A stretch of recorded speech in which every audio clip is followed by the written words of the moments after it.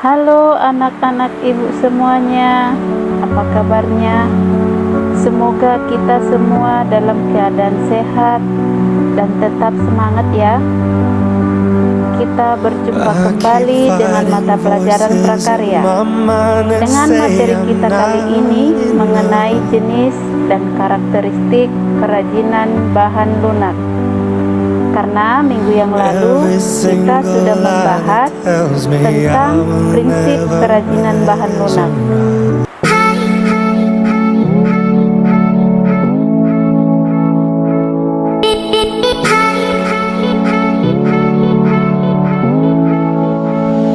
Nah, untuk lebih jelasnya, mari kita simak dan tonton video dengan materi mengenai jenis dan karakteristik kerajinan bahan lunak. Kali ini kita akan membahas tentang jenis dan karakteristik bahan lunak. Tujuan pembelajaran: 1. Menjelaskan kerajinan bahan lunak alam. 2. Memberikan contoh kerajinan bahan lunak alam. 3. Menjelaskan kerajinan bahan lunak buatan. 4. Memberikan contoh kerajinan bahan lunak buatan. Masih ingatkah kamu tentang kerajinan bahan lunak? Ya, kerajinan dari bahan lunak merupakan produk kerajinan yang menggunakan bahan dasar yang bersifat lunak, yaitu lentur, lembut, empuk, dan mudah dibentuk. Contoh bahan lunak yaitu tanah liat, plastisin, sabun, lilin, floor clay, kulit, dan lain-lain. Jenis dan karakteristik kerajinan bahan lunak. Beberapa bahan lunak yang digunakan dalam pembuatan produk kerajinan terbagi menjadi dua jenis, yaitu 1. Bahan lunak alam. Bahan lunak alam merupakan bahan lunak untuk karya kerajinan yang diperoleh dari alam sekitar, dan cara pengolahannya juga secara alami, tidak dicampur maupun dikombinasikan dengan bahan buatan. 2. Bahan lunak buatan. Bahan lunak buatan merupakan bahan untuk karya kerajinan yang diolah dan dicampur dengan zat kimia tertentu, sehingga menjadi lunak, lembut, empuk, dan mudah dibentuk. Contoh bahan lunak alam yaitu sebagai berikut.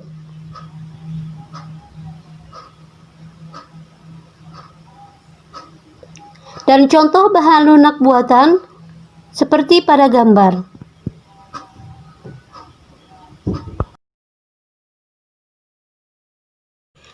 Ciri-ciri bahan lunak alam. 1. Tanah liat.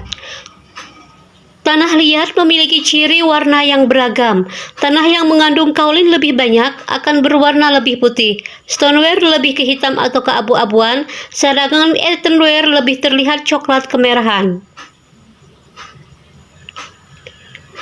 Tanah liat mudah hancur jika tidak melalui proses pembakaran.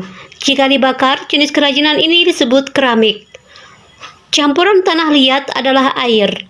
Pewarnaan tanah liat dapat dilakukan dengan glasir, dapat pula hanya dibakar biskuit, lalu diberi warna cat langsung. 2. Kulit. Kulit memiliki ciri yaitu berasal dari hewan yang sudah tersamak sehingga mudah dibentuk. Kulit ada yang berwarna putih, hitam, coklat, ataupun krim, sesuai dengan hewan yang dikuliti. Kulit alami jika terbakar akan berbau sate.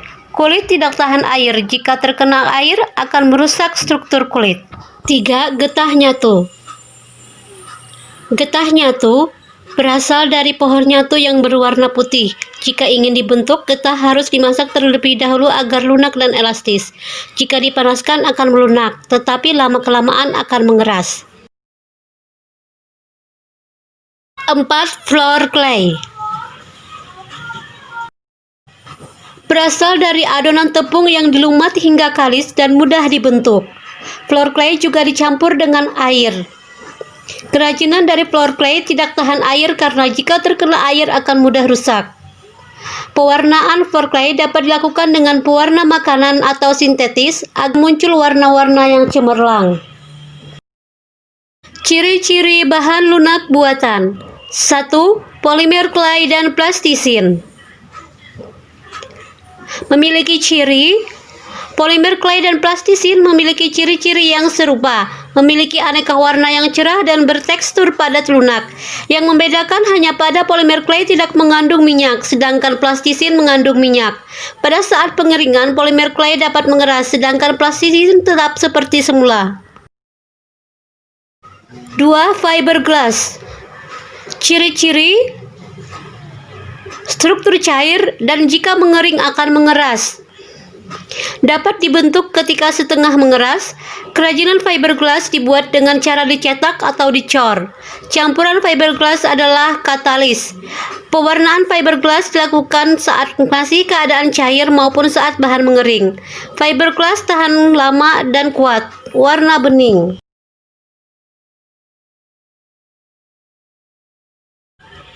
3. Lilin dan parafin. Ciri-ciri: wujud padat, namun jika dipanaskan akan mencair.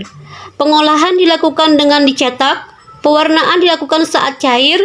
Lilin atau parafin dapat dicampur dengan aroma pewangi. Lelehan lilin atau parafin yang terbuang dapat dipanaskan dan dicetak kembali.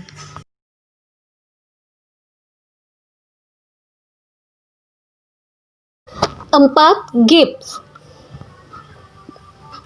Wujud bahan gips adalah bubuk dicampur dengan air menjadi adonan yang kental. Adonan inilah yang akan mengeras jika didiamkan. Oleh karena itu, mengolah gips harus dengan cara dicor atau dicetak. Pewarnaan gips biasanya setelah produk jadi.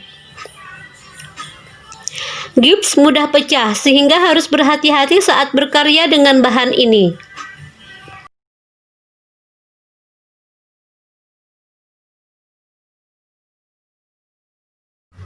5. Sabun.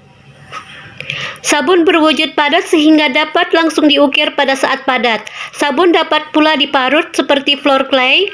Sabun yang didiamkan akan mengeras. Pewarnaan sabun dilakukan dengan mempertahankan warna sabun atau dapat pula ditambah biang warna saat sabun dibuat adonan. Demikian materi pembelajaran kita kali ini.